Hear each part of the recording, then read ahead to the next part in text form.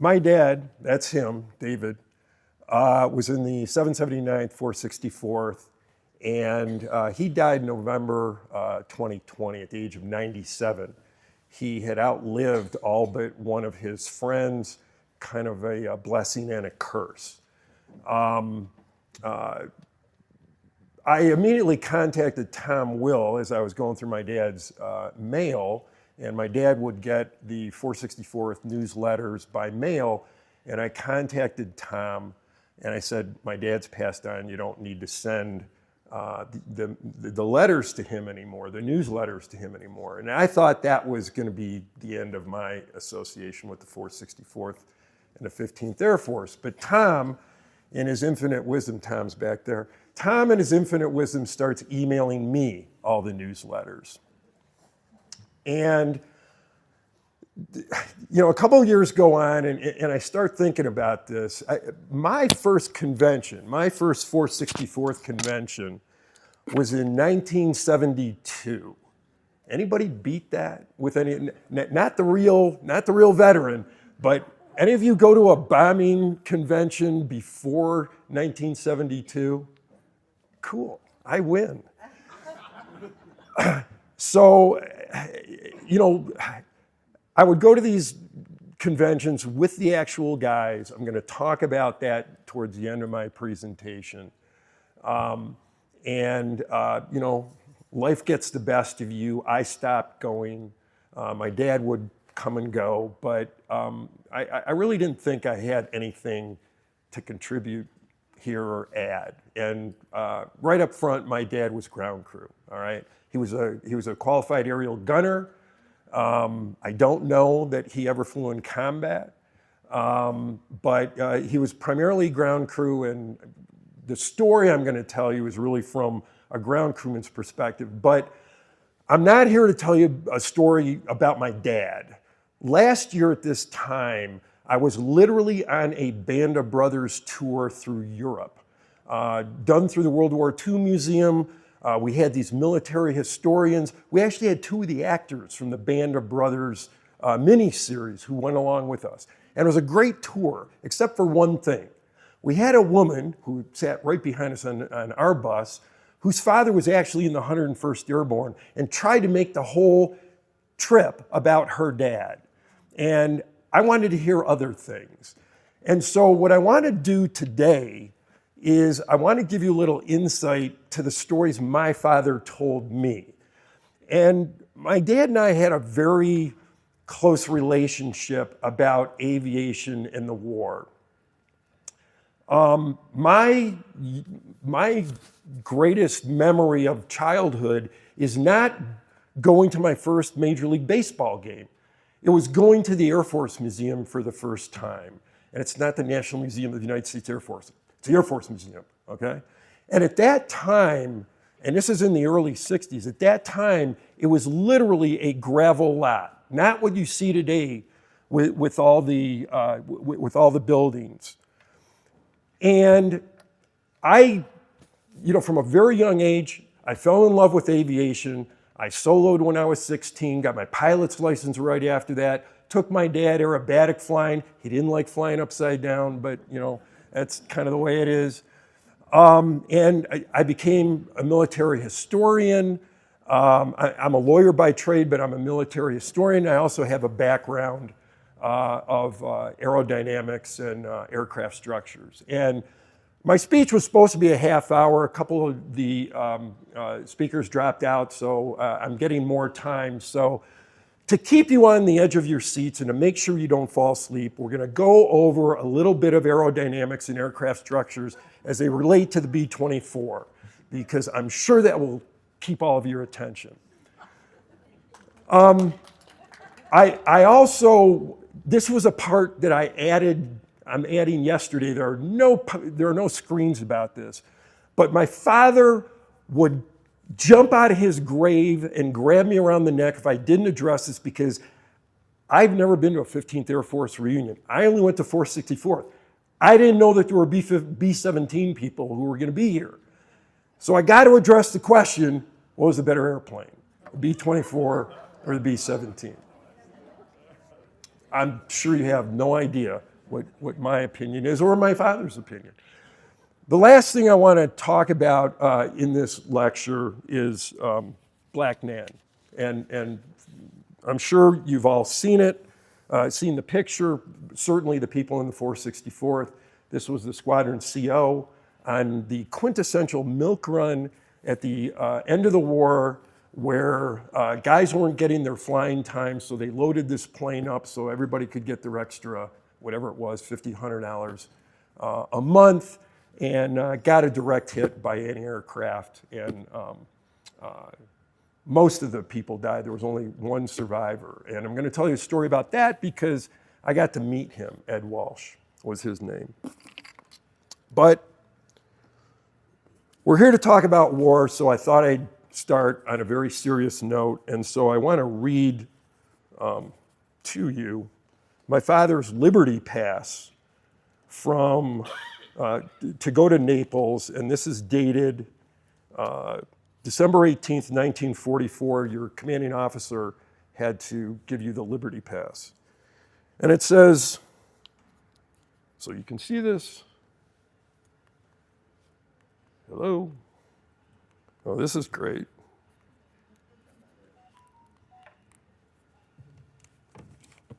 Well, I guess I'll have to do this the old way.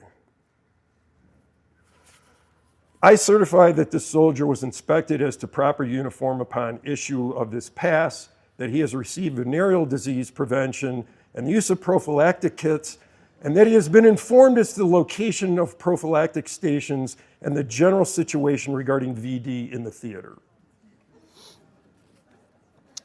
And if you read the history of the 464th, which I have in rhyme, VD happened to be a really well taught out, well discussed thing. But, you know, look at my dad.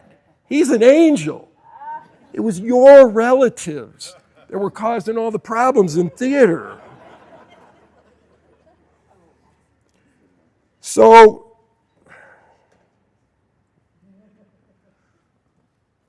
So my father, like probably a lot of your relatives, started World War II, or at least my dad tried to start World War II, December 8th, 1941, when he and all of his buddies went down to the recruitment office, day after Pearl Harbor. And my dad was too young. In those days, you needed, at his age, you needed the approval of a parent, and his mother refused to sign.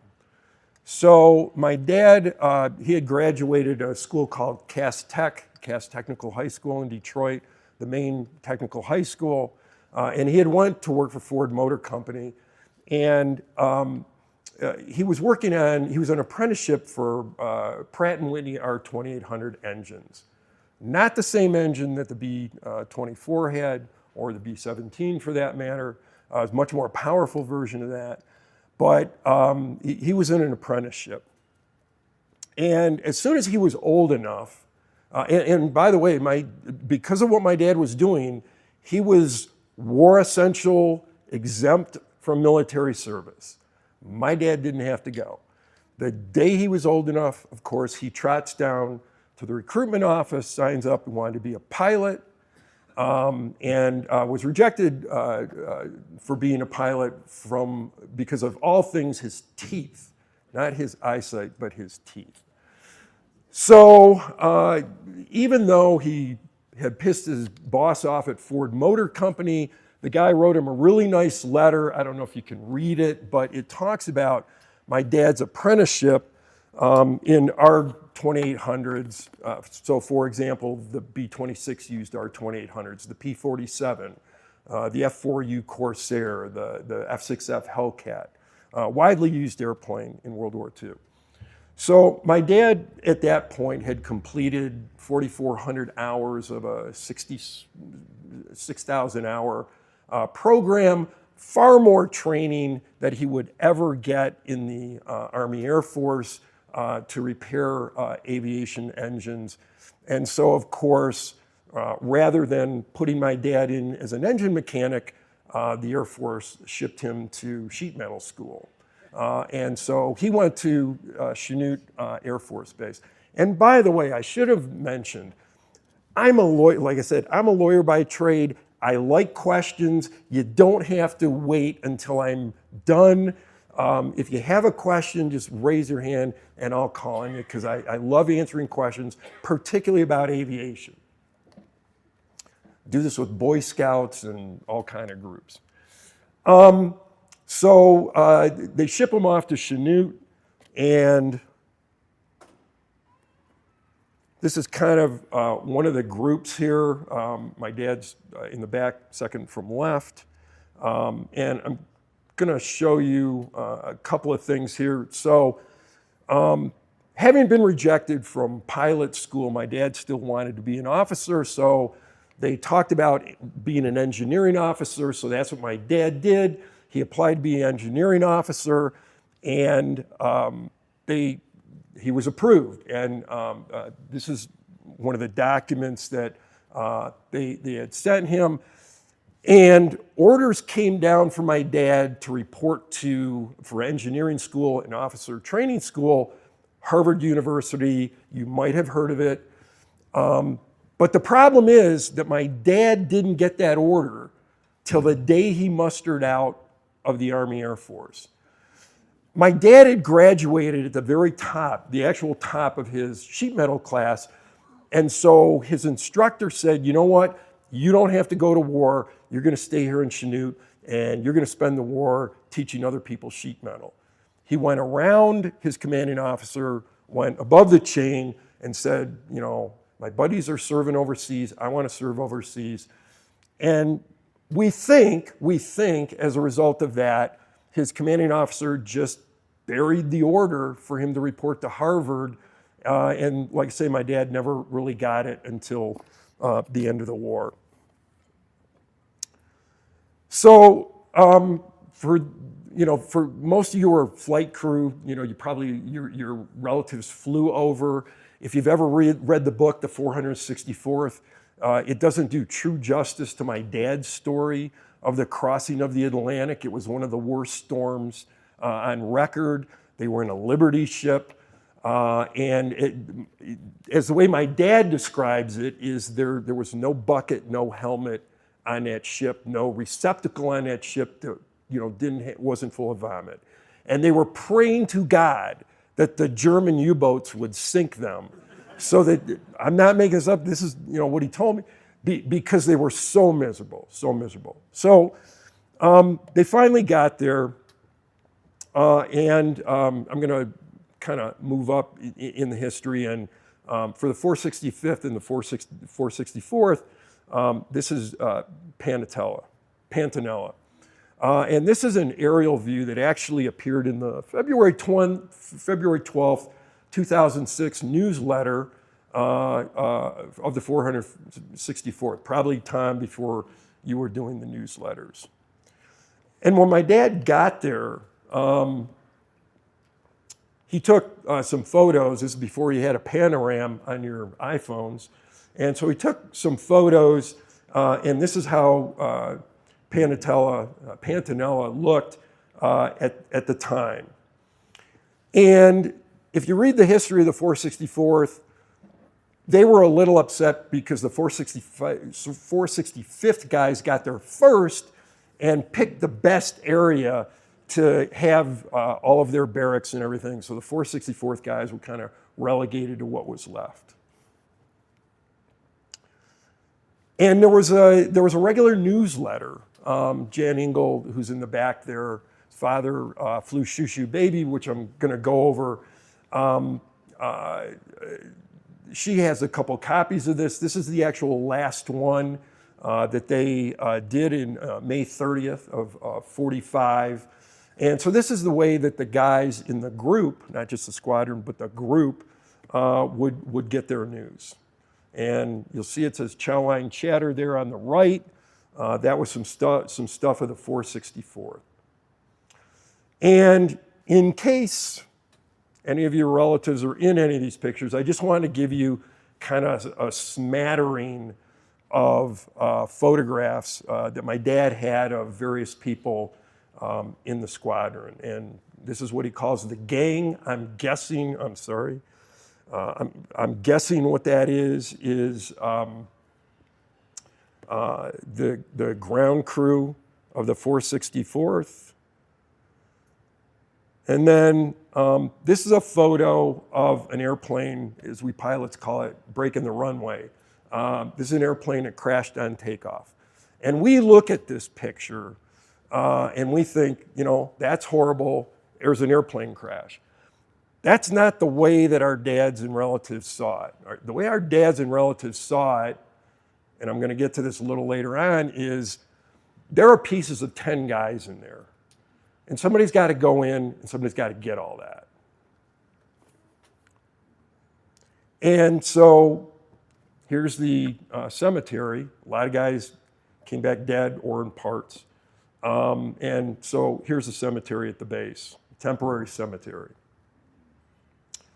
And so here's a few other pictures. My dad's on the far right there.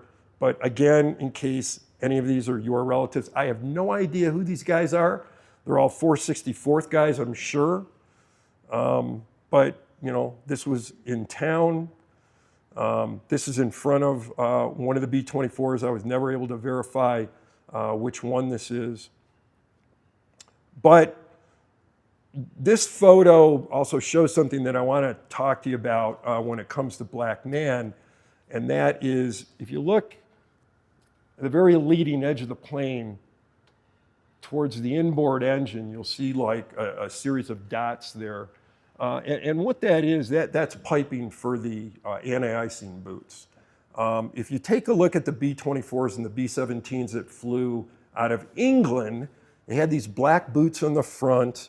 What they would do is if you ran into icing, which can upset the aerodynamics of the plane, you inject fluid, alcohol into the boot expands, the ice breaks off, and you can fly on. They didn't have a lot of icing problems with B-24s or any planes flying out of Italy. And the B-24 became a little overweight once they added nose guns, nose turrets. Most people think that was something that happened on the J model. Actually, there were a number of B-24Ds, which were the full nose glass version, that they would go to various maintenance depots and have turrets put on because it just didn't have enough defensive firepower in the front. So they put on the turrets. It was kind of overweight, and they wanted to take off as much weight as possible. So they got rid of all the boots. There were boots on the front of the wings, there were boots on the horizontal tail, and there were boots on the vertical tail. They took all of those off. That was the first thing they would do when a plane would get in country. And this is a picture of Shoo Shoo Baby. That's my dad on the far left. This is kind of from what we know, because we have pictures after this where it has more kills and more bomb markings. This is probably halfway through its operational history. After it was what they call war weary, it was kind of old, they would take them out of service and they would use them as hack ships. They would take the guns out, they would use them to ferry people around, and Shoo Shoo Baby became a hack ship.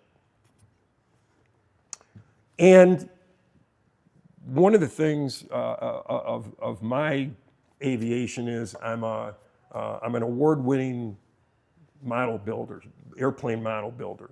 Probably didn't even know they gave awards for that, but they do. So this is my model of Shoo Shoo Baby. And I'm from Michigan. Had it been a little closer, I would have brought it here so you could all see it. But I had to fly here rather than drive it here. And so the picture that you saw, the last picture, you can see it on this diorama. It's up kind of at the bottom left. And, least you think that, you buy a plastic kit and put it together. This was a 5-year project.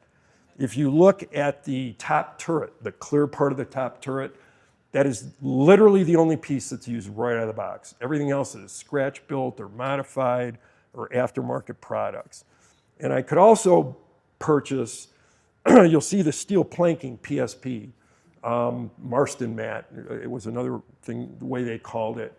And they had it at Pantanella and many of the bases around Europe. So I bought some of that. And what you'll see around there is, because my dad still loved the engines, and my dad actually worked on engines, even though they had put him in sheet metal, he knew so much about them. He would work on the engines. You'll see, this is Pratt & Whitney emblem from a replacement motor. They had to pull a motor out and replace it, and this is from Jan's dad's plane, Shoo Shoo Baby. And I know that because my dad told me that. You'll also see around there, and I've got too many pieces to hold at any one time, you also see flak. My dad took a lot of flak out of the B-24s that he worked on. And by the way, here are my dad's gunner's wings.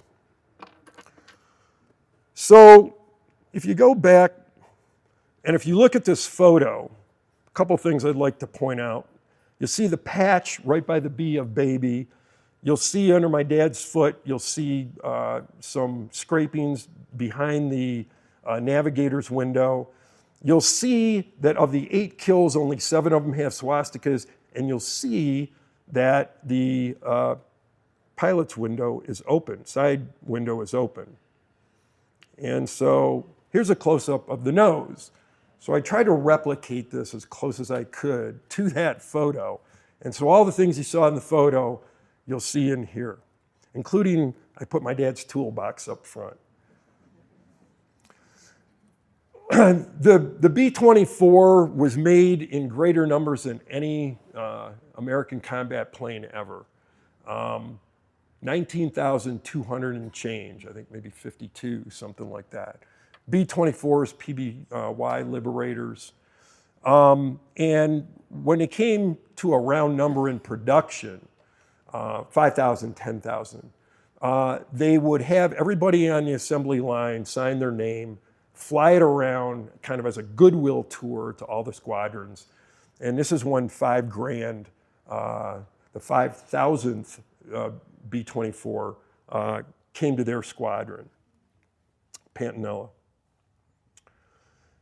And, you know, at least you think that, you know, they just patched these planes up. They literally had to rebuild these planes. The anti-aircraft was very, very heavy. It would pierce the planes a lot, but it would also tear them up. And I have some photos that I'll show you in a little bit to show you exactly how bad that can be.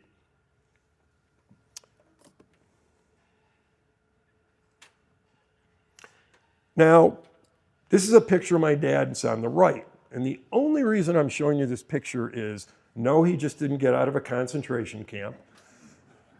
My dad's very skinny, okay? And there was a special job for people in B-24 groups if they were skinny. And this is where we're going to get into some little aerodynamics. Hopefully I won't bore you. These are 3 airfoil sections here. The top one is called a Clark Y.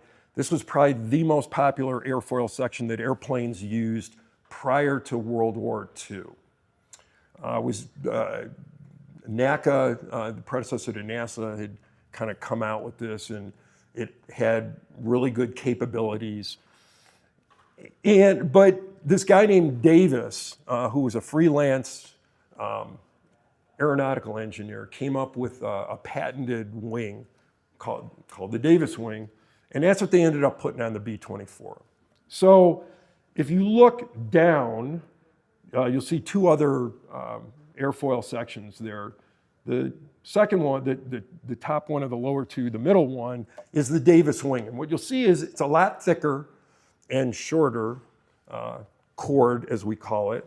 It has a shorter chord, and that's what really gave, and this was a very efficient airfoil for an airplane that could fly the speeds that the B-24 needed to fly. And it was thick, so you could put like fuel in it as well. And Davis actually got money for every B-24 that was produced because it was a patented airfoil. There were a couple of other airplanes that used it, but as airplanes got faster and faster, the detriments of the Davis wing became apparent, and they came up with what many people say that the Davis wing was the literal first, what they call a laminar flow wing. And what that means is that when the air passes over a wing, it starts to burble. And once it starts to burble, it slows the airplane down. It creates drag and slows it down. Davis's wing allowed the air to go farther along the wing, not to burble, made it faster, which was why the B-24 was faster than the B-17. And like I say, it was a good airfoil for the type of plane that the B-24 was. As planes got faster, it wasn't that good. So they came up with what they call the true laminar airfoil. And if you take a look at the bottom one, that's an airfoil from a P-51 Mustang. True laminar airfoil, real first one that they ever called laminar flow. And you'll see the maximum thickness, the cord, the camber, is about 40% back from the nose as opposed to 30% back from on the Davis wing. And you're probably wondering why I'm explaining all this to you. I'm going to get to that. So here's a really nice picture I found of a B-24. And what you'll see, if you can see it, by the inboard engines, between the inboard engines and the fuselage, there are some red caps there. Those are the fuel caps. And the fuel cells on a B-24 were directly behind the spar. The spar is the beam. It's the most important part of an airplane. It goes from, in the B-24's case, the literal center of the plane, in the middle of the fuselage, all the way out to the wingtip. If the spar breaks, the wing falls off. If the wing falls off and you're not flying an F-15 Eagle, you're going to have a very, very bad day, which is what we saw with Black Nan. And this is a picture in production of B-24s, and you can see what's called the web. The vertical part of the spar is called the web. And these are between the inboard and outboard engines. You can see how the wing goes all the way into the center of the aircraft. This is a very, very crude drawing, the bottom one, but it kind of makes the point that I'm trying to, it shows the point that I'm trying to make, which is you see the ribs on the airplane, and between the ribs is a void, and that's where the fuel tanks would go. Not on the outer part, but on the inner part of the plane. Now, this is a picture from the Willow Run plant in Ypsilanti, Michigan. And this Davis wing that allowed the big fuel tanks in there was still so small, that they literally hired midgets, now called little people, literally hired little people to go in and work on the inside of these wings. That guy bending down, that just isn't any guy. That's Eddie Rickenbacker. He's the top fighter ace of the United States in World War I.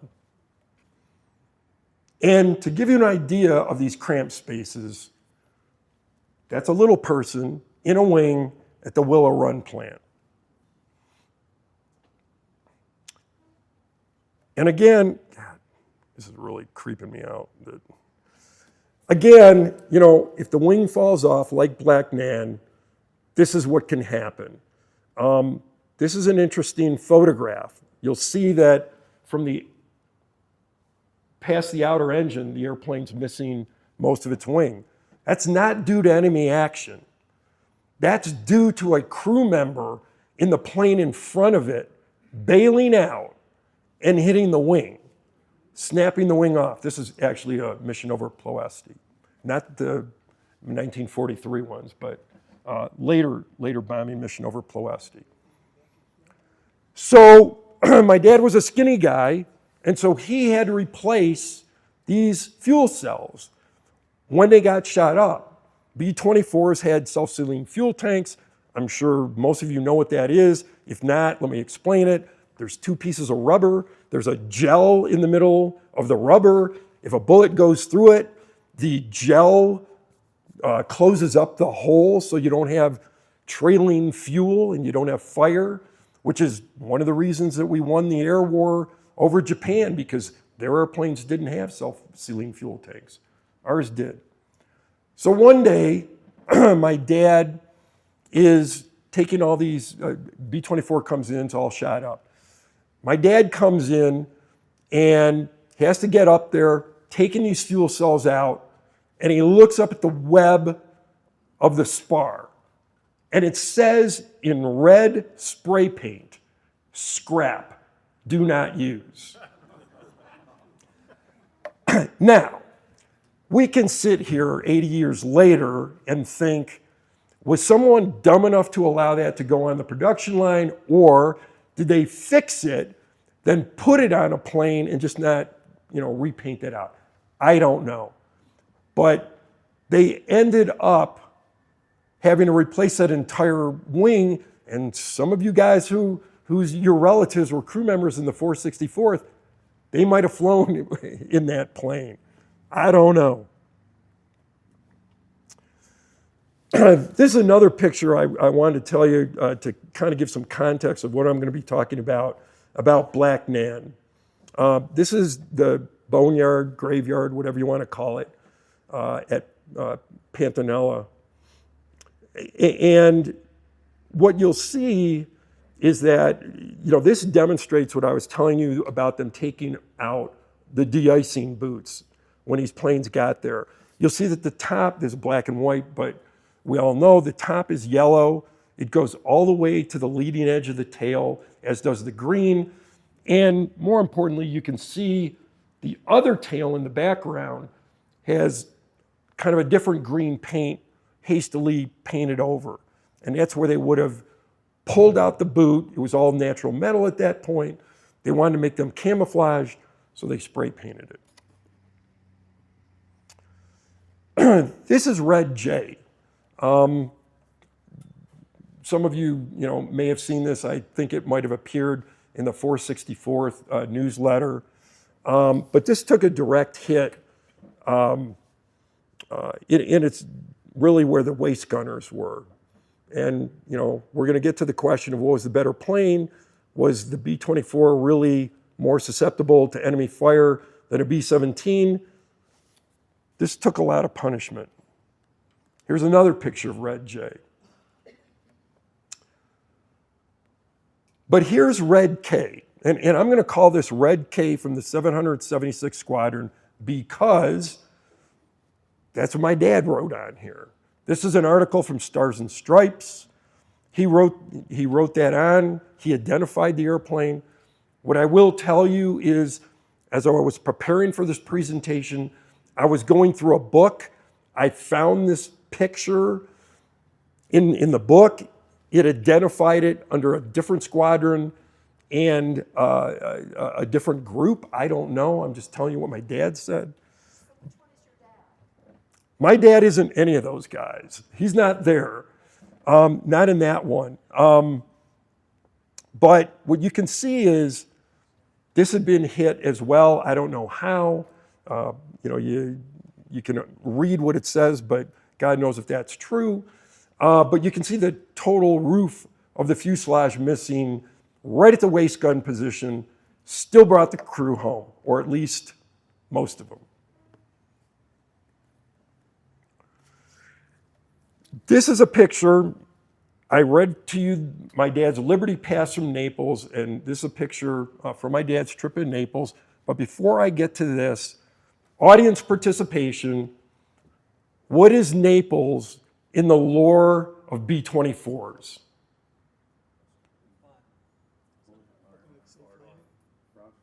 Lady Be Good?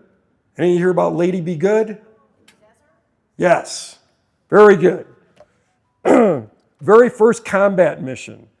Lady Be Good goes off and flies to Naples to bomb. never makes it, turns around. It gets the radio beacon from its airbase in Benghazi, but because it had a single loop antenna, it couldn't tell whether it was going towards the airport, the airbase, or away from the airbase. Way overshoots the airbase, flies out in the desert, is not to be seen for 16 years. 16 years later, and they searched the Mediterranean because they thought it had gone down in the Med.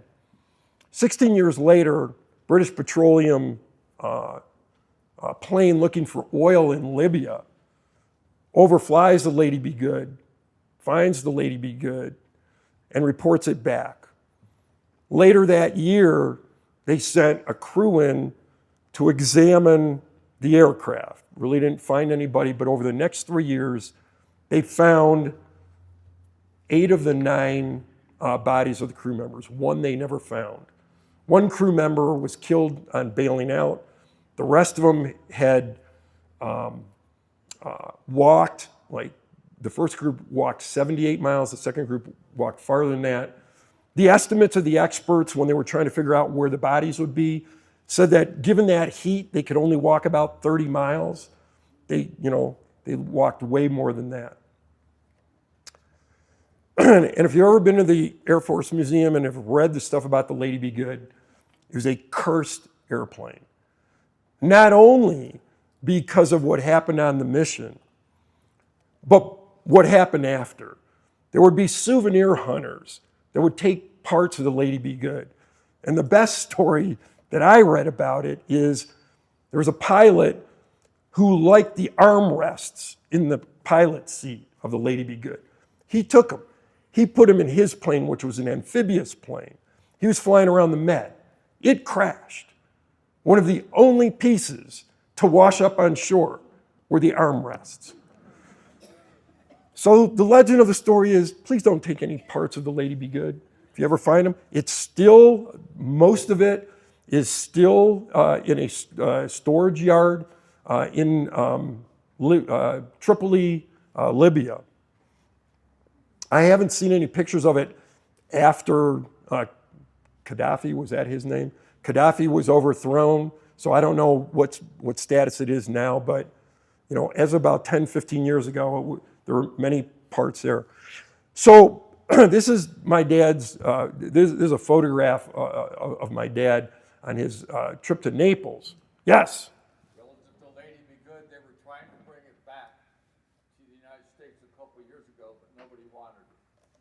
That's a shame. Including the Dayton Museum. That really is a shame because the Dayton Museum has some parts. Right. It's got a landing gear.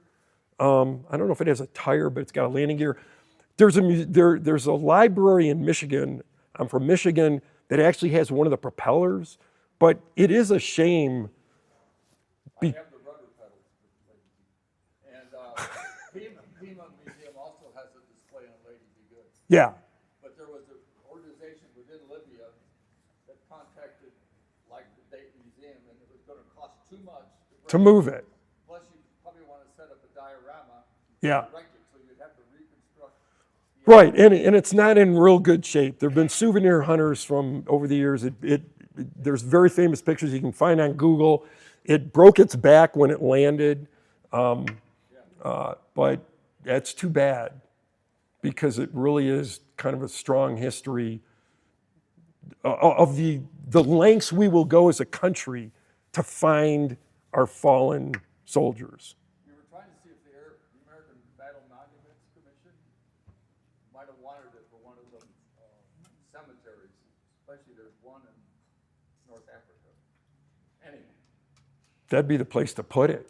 Yeah, but again, nobody wanted to pay to move it. That's too bad. So this is a picture. My dad's walking down the street in Naples. Who does he run into? His brother, who he hasn't seen in 20 months. His brother was a flight engineer in B-25s in the 12th Air Force. And so this is a photograph of them, and some of your relatives, fathers, whatever, might have had their siblings in military service. Maybe they ran into them from time to time as well. This was a complete fluke. Now, a little more audience participation. You see this photograph. You'll see in the front row, the fourth, 1, 2, 3, 4, the fifth ship back is a 464th ship. Other 15th Air Force ships in here. Who can tell me what air base this is? Yes. Expressed as a percentage on the self-sealing fuel tanks on the B-24, how effective were they? Very effective.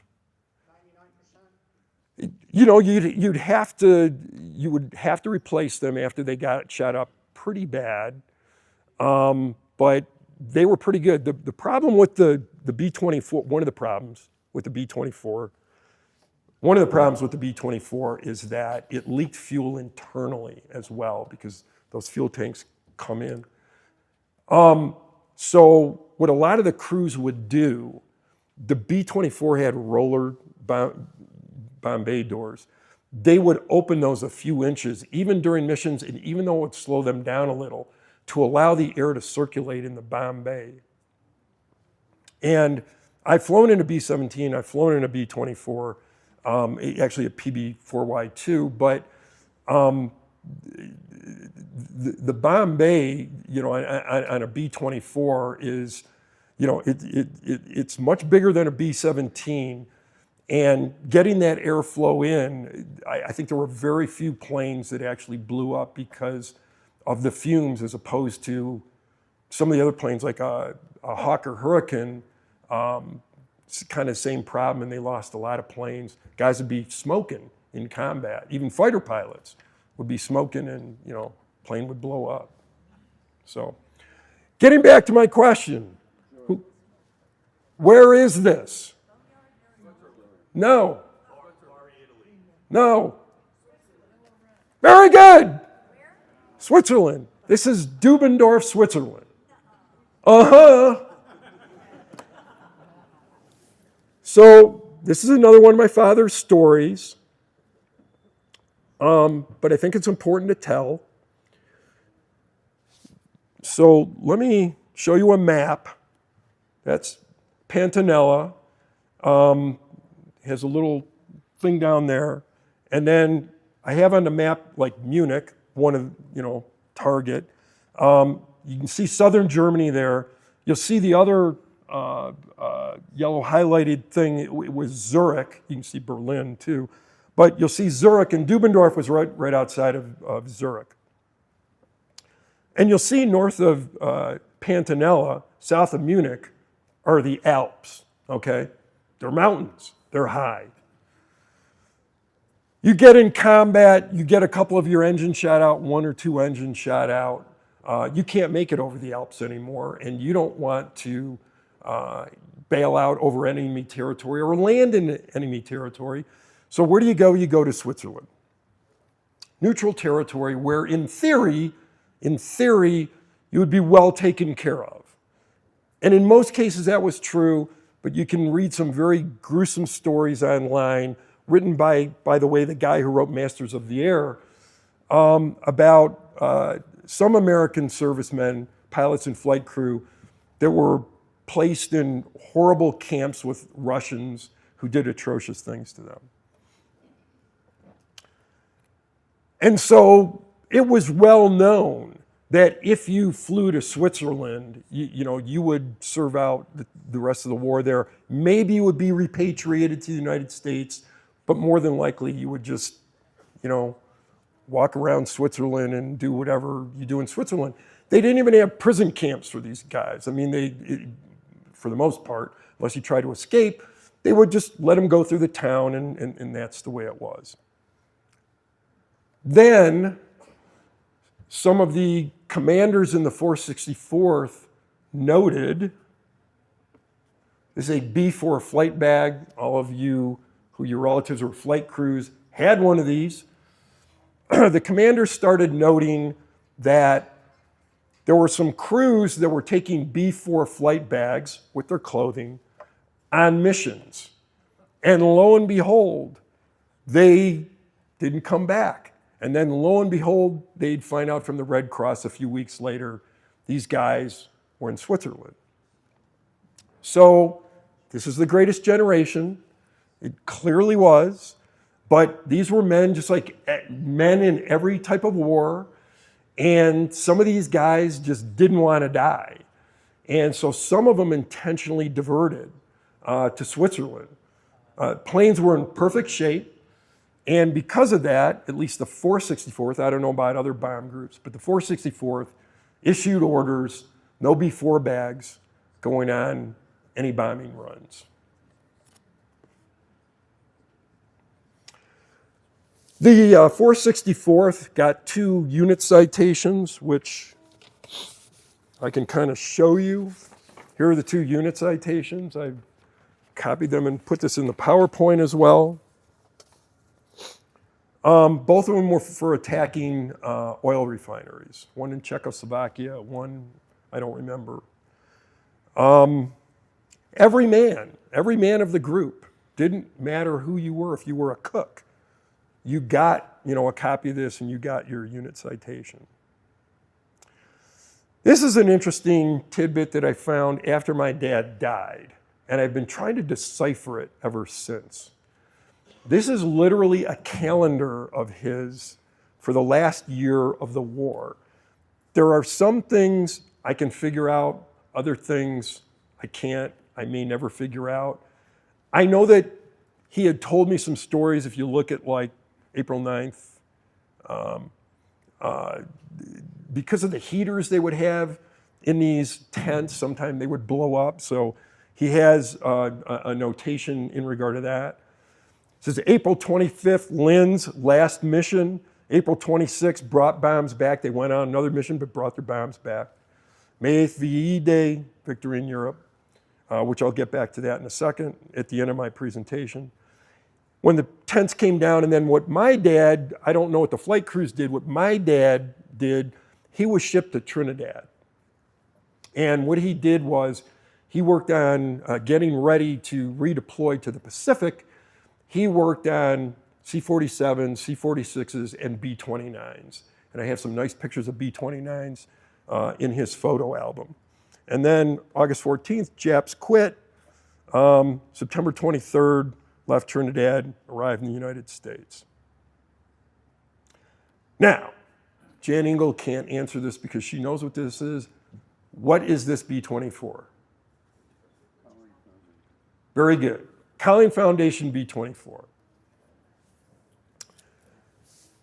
This was, up until 2019, the only true flying B-24 in the world. Many of you have seen, many of you might have ridden in Diamond Lil from what's now called the Commemorative Air Force. Sorry to tell you, it's not really a B-24, it's an LB-30 that was converted into cargo. It's close to a B-24, but I don't consider it a real B-24. Witchcraft is a real B-24.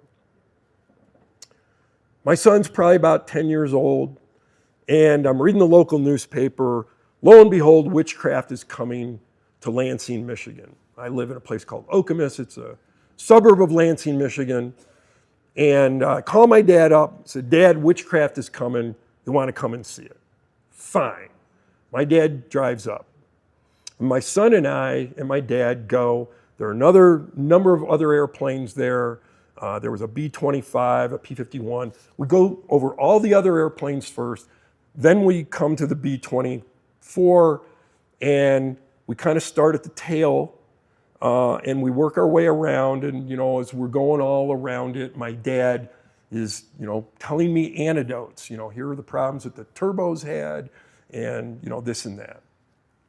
And then we come to the end of our 360-degree circle, and we're by the left waist gun. And by the left waist gun position, there's a card table, and the card table has a little sign on it and says, walk through the B-24. I don't remember what it was, $3, $5. Without thinking, I gave the guy the money for my son, my father, and I. I turned around. I have heard the phrase, white as a ghost. I had never seen it before. My dad was frozen, completely frozen. Now, this was my 8 years of college down the drain moment because I'm not comprehending what is going on. However, the guys in the Collins Foundation were, because they had seen this, probably a lot.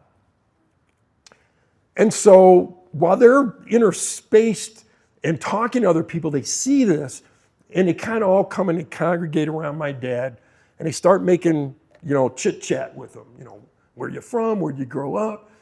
Kind of gets to what group were you in? What squadron? What did you do? Blah, blah, blah. And probably after 5-7 minutes, they kind of convinced my dad, you know what? It's for the guys who didn't make it back. Why don't you just walk through it, real quick? And he does. And my son and I go through there, and my dad's pointing out a few things. This is where we had to do this and that, and then we leave. And I don't say a thing to my dad. We just talk about other stuff. And then we go back to my house. We eat dinner, and at the end of the dinner, my dad says, "I want to talk to you." Okay. So we go out on the back deck. And this is how my father's conversation started. You need to understand the difference between flight crews and ground crews. Flight crews removed the injured bodies of their crew members. They also removed intact bodies. Ground crew removed body parts and fragments. And for the next half hour, my father proceeds to unload on me in very graphic detail what he had seen and what he had done. As a young man who idolizes your father, you expect to have, your father give you great advice about things, sports, girls, cars. You're not expected to hear your father explain to you the best way to pick up a string of human intestines so the contents don't come out. And so like I say, this goes on for like a half hour or so. And as much as my father and I had talked about the war, as much as, my experience, I didn't get it. I just didn't get it. These guys carried weight. I'd been at a number of the 464th conventions. I saw the smiles, the laughs, the jokes, the slapping on the back, but these guys carried weight. And so if I can ask a favor of you, the next time you go to your relative's grave, just tell him, I get it. I don't know how much your dads and your relatives told you about the war. My dad told my sister zero. It was a different generation. You didn't talk to, girls about stuff like that. But like I say, I didn't get it. Now I do. Which gets me to Black Nan. So I've talked to you a lot about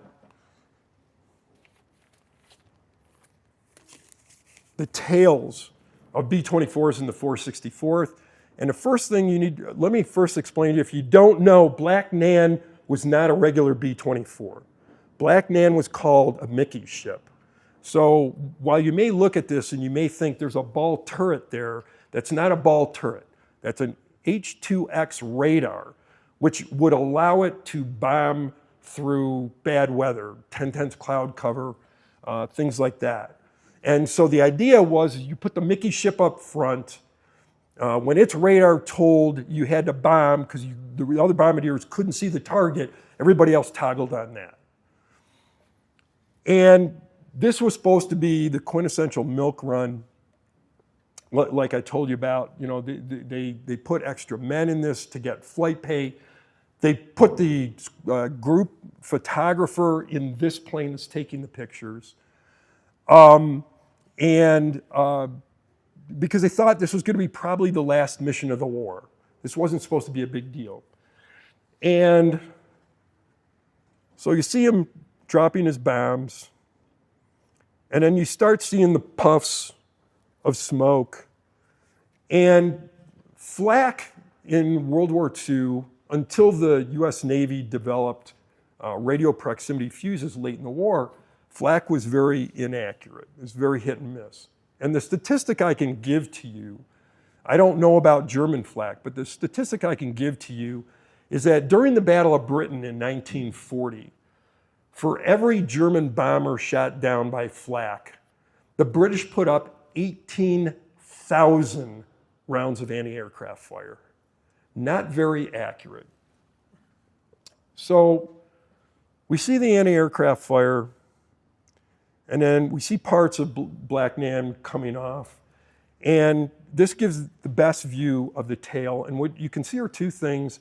There's no group insignia on there, and the de-icing boots are still on. And as my dad tells it, this was a brand new plane. Had been in the group a very, very short period of time when it went on this mission.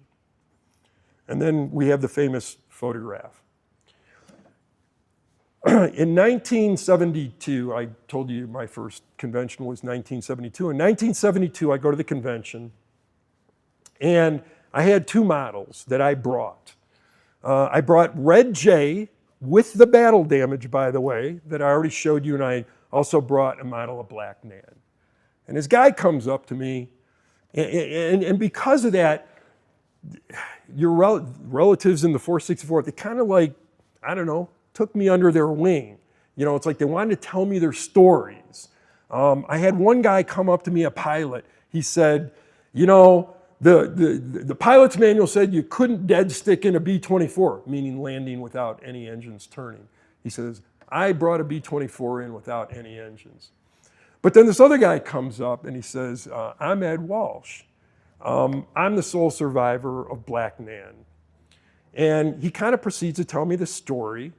While the reports were from the squadron that there were two parachutes witnessed, he was the only survivor. He made a hard landing, and trees broke both of his legs.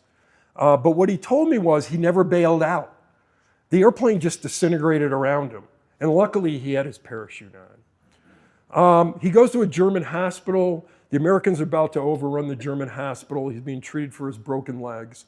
And so everybody who could walk, they leave. Some of the Germans leave, but the Germans are there, so they surrender to Ed Walsh. They surrender the hospital to Ed Walsh. He's a lieutenant.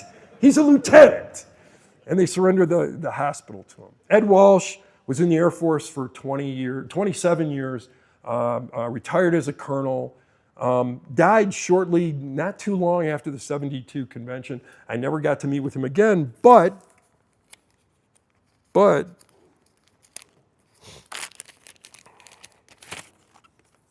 because he liked my model so much, he literally gave me the photos of the shoot down. So I've kept these since 1972.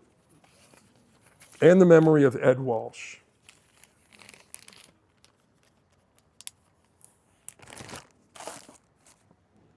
I'm running out of time. Yeah, I'm sorry. So this is a picture of Ed Walsh. He's in the middle, the left, and that's my dad, never far from B-24s later in life. And thank you for listening to me.